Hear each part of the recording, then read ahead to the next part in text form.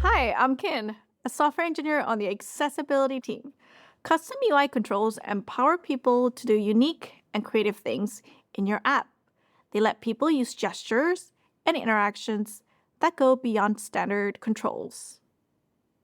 At Apple, we believe that technology works best when it works for everyone. That means bringing a great experience to people using assistive technologies like VoiceOver, switch control, and more. Making control accessible ensures that everyone gets access to the very thing your app was built to do. In this session, I'll explore how you can make any control in your app accessible. First, I'll start by explaining some guiding principles you can use. And then I'll show you how those get applied to a few complex controls. Now let's talk about the guiding principles. Consider this slider. It's a standard slider from SwiftUI. Even if this is your first time encountering it, you may already know a lot about it from its appearance. It contains a track and, on top of it, a handle. The handle appears about halfway along its track. The handle also seems like someone can grab it, so it can be moved by dragging. Using this visual information, you gather a lot of implicit cues about this control. You can tell that this control represents a continuous value. You also know what the current value is. In this case, about half of the maximum. You can also identify the gesture for actions, like changing its value. The handle appears to be draggable, and when you do, the feedback is immediate. The track fails, and the handle moves, giving clear feedback that something happened. Nobody had to explain any of that. It was understood at a glance. Your brain processed the shape, the position, the expected behavior, all in a fraction of a second. That's how powerful visual information is. Now, what if someone can't see the screen? The track, the handle, the position, none of it is known. Not everyone will have access to visual information, so it's important to consider how people using assistive technologies will interact with controls like these. Here's how VoiceOver describes this slider. VoiceOver is a built-in screen reader on Apple platforms. It lets people who are blind or low vision use gestures to interact with their device. Brightness, 50%, adjustable. Swipe up or down with one finger to adjust the value. Using VoiceOver, someone is able to understand what the slider controls. It says a label, brightness. It also indicates that this control has a value and it's currently set to 50%. It's also clear what actions someone can take. It reads adjustable and provides a hint on how to adjust the value. As the value changes, it announces the new value in real time. That's the feedback someone gets. Someone using VoiceOver can get a great experience, even without access to the control's visuals. Consider the information people get from the visual form of a control. Use each of these as your guiding principle for your own accessibility experience. Ensure that the purpose of the control is understood. If it expresses a value, make that value available to assistive technologies. Make it clear what actions someone can take and how they get feedback as they use the control. Here's another example, a custom control for my coffee maker's app. Some mornings are full cup mornings, some mornings are half. Depends if I wake up to my alarm or to screaming cats. So, I built an app that lets me control the amount of coffee brewed in with one simple gesture. I drag up for more coffee and drag down for less. The fill level represents how many ounces to be brewed. Currently, this control doesn't provide any additional information for accessibility. As I swipe right to select the control, VoiceOver doesn't describe what it does or how someone changes its value. Settings, button. 6 ounces. Drag up or down on the cup. It's not clear how to interact with this control yet. But don't worry, this can be improved in a few simple steps. To do this, I'll revisit the guiding principles I explored earlier. Here's the implementation for the coffee dispenser view. Currently, it just declares a coffee level as a state and passes it to the slider. First, I'll mark the slider as an accessibility element. To give it a clear purpose, I use the accessibility label modifier to call it coffee dispenser. And then I'll use the accessibility value modifier to announce the current fill level. I also want to give VoiceOver the ability to adjust the coffee slider the same way a built-in slider does. I'll add the same interaction to this control. I start by adding a trait called adjustable. This tells VoiceOver that this control can be adjusted with a swipe. Then I define what each swipe does with the accessibility adjustable action modifier. The closure provides a direction parameter, either increment or decrement. The closure should handle each case. With those changes, here's the new VoiceOver experience. I'll swipe right to select the control, and then swipe up and down to adjust the amount of coffee I want. Coffee dispenser, 6 ounces, adjustable. Swipe up or down with one finger to adjust the value. 7 ounces, 8 ounces, 7 ounces, 6 ounces. People can now adjust the coffee level using VoiceOver 1 ounce at a time. But what if someone is feeling particular and wants to adjust by half an ounce? For precise control, VoiceOver has a built-in capability called the passthrough gesture. To perform a passthrough gesture, someone using VoiceOver can double tap and hold to activate. The gesture starts at your control accessibility activation point. As the person's fingers moves around, VoiceOver sends touch events directly to the control. This gives someone more precise, fine-grained control over the value. For the coffee slider, the accessibility activation point is at the center by default. I'll set it to match the current fill level. This way, the gesture always starts right at the coffee level, giving room to adjust whichever direction makes sense. It's also important to give people feedback during the pass-through gesture. To do this, I post the accessibility announcement when the value changes, but not every change though. That will get noisy. Instead, I track what was last spoken and when. If the value has actually changed and at least 0.3 seconds have passed, then I announce. Otherwise, I skip it.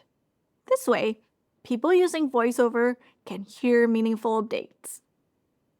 Now, I'll double tap and hold, then move my finger up to try a pass-through gesture to fill my coffee level up to 9.5 ounces.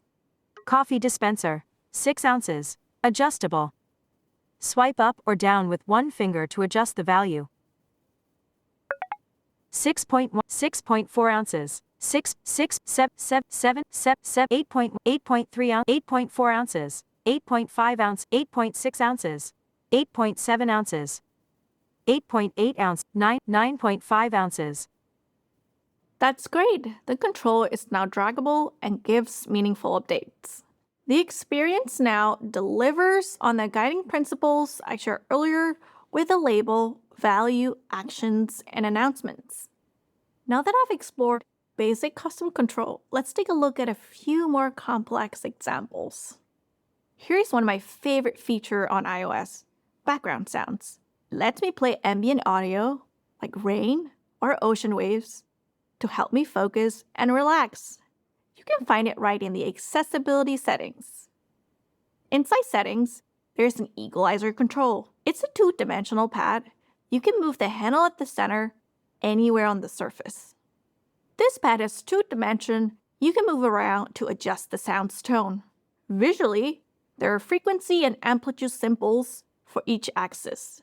When you grab the handle, you can actually explore the space of these 2 values at the same time. With the slider, the adjustable traits provide 2 actions, increment and decrement, on a single axis. But with this control, there are 2 axes, horizontal and vertical. Adding the adjustable trait would only cover one direction, so it's not the ideal solution. This is where custom actions come in. Custom actions let you expose common actions of a control. Each action is a label that VoiceOver reads out loud and a closure that runs when activated. And like the adjustable action, custom actions support any operation that you defined, not limited to a single axis. For this equalizer pad, here's how custom actions are added. On the equalizer pad view, the accessibility action modifier is added 4 times. Each action is a descriptive name: move up, move right, move down, move left. Each one moves a single axis by a fixed step planned within this range. These actions make it possible to explore the space really just by performing actions that are already familiar to people who rely on assistive technologies. Here's the experience of using Equalizer Pad with custom actions. I'll swipe up and down to select an action and double tap to perform it. Filter chart. Frequency 0, amplitude 10. Double tap and hold, then drag to adjust filters. The bounds of the chart axis are set to -100 to 100. Swipe up or down to select a custom action, then double tap to activate. Move down, move up, move right, move left, move right, move up. Frequency 0, amplitude 20. Frequency 0, amplitude 30. Frequency 0, amplitude 40. Someone can navigate the 2D space through actions, and the sound itself provides clear feedback. The equalizer pad is a great example of how the platforms applies each of the guiding principles to its own experiences. Now, I want to show you an app that I've been working on with its own custom control. If you're anything like me, you love your pets, and when you're away at work, you really miss them. To keep me company during the day, I built an app that lets me play with my cat right from my screen. Pet it, and it purrs, tap it, and get a meow, pinch it. Well, it's a cat, so it hisses right back at you, just like the real thing. I haven't added any accessibility support for this control yet. I'll check out the default experience with VoiceOver. Cat fill, space, image. Touch the cat to interact. It just says an image on the screen.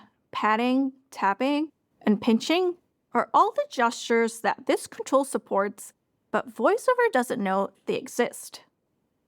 All of that charm, the purring, the kneading, the angry meow, it's all there, waiting to be shared with people who rely on assistive technologies. Virtual Cat is a Swift UI view containing the interactive cat surface. To express the control purpose, I add an accessibility label that reads Virtual Cat. Then I set the accessibility value to the cat's current reaction. Now, I need a way to explore the gestures for interacting with the cat to VoiceOver. People could use the passthrough gesture, but it might not be the best fit here. For example, people might want to do this action over and over again or use multiple gestures. So for this control, I'll use Direct Touch. The Direct Touch API marks the region of the screen as a Direct Touch area. When you add the allows direct interaction traits, touch events pass straight to the control, rather than being processed by VoiceOver. This way, people can interact with the control directly, allowing them to use all the gestures it supports. You can customize this behavior with Direct Touch options. First option is Require Activation. When set, the control will respond to Direct Touch until someone double taps. This allows someone to drag their finger across the screen without accidentally activating it. And unlike the pass-through gesture, Direct Touch stays active until focus moves to another element. Another option is Silent on Touch. When set, VoiceOver stays completely silent when someone touches the area. This is for controls that provide their audio feedback where VoiceOver speech would talk over the audio from the control itself. To make this control interactive, I'll add the Accessibility Direct Touch modifier with Require Activation option. Keep in mind, not everyone is going to be able to perform direct touch gestures, so whenever possible, try to expose other ways to interact with the control, for example, using custom actions. Here's the updated experience with VoiceOver. I can double tap to activate the direct touch, and then I'll try patting, tapping, and pinching the cat. Virtual cat. Sleeping. Activate to start direct touch interaction. Actions available. Virtual cat. Sleeping.